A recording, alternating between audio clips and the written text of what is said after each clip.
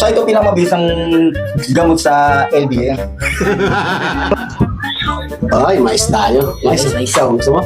Merenda mo tayo, mais. Sarap mag-merenda talaga pag marami tayo.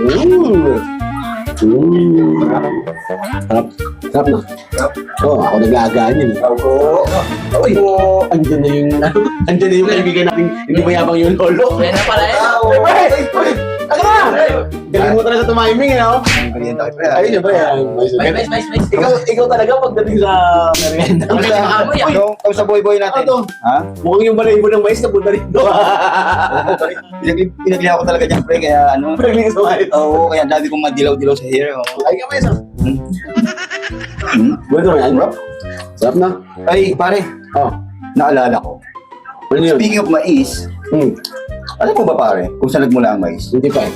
Okay. So ang mais ay nagsimula ito in Mesoamerica. Mesoamerica. Now also known as Mexico, 9,000 years ago. Grabe! Yes. 9,000 years? 9,000 years ago. And did you know that the scientific names of mais is Zea mais?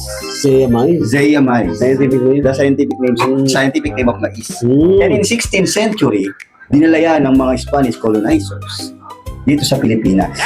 Alam mo ba yung Manila, Acapulco trade? Hindi. Yun yung pare, hindi pa uso ang pera.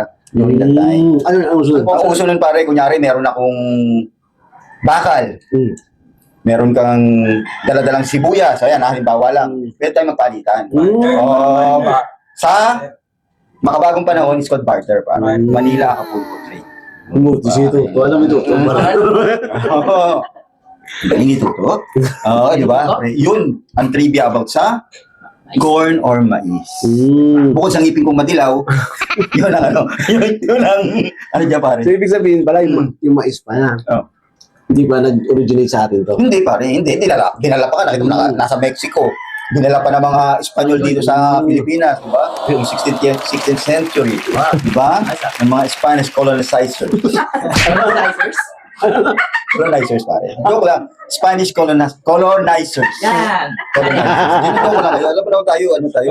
Pala berong tuloy tayo. Mais, ano? Oo. Naalala ko yung bata ako. Oo. Pag nangunguha kami ng gagamba. Oo. Doon kami pumapasok sa maisan. Right. Kasi marami gagamba. Marami doon. Talaga.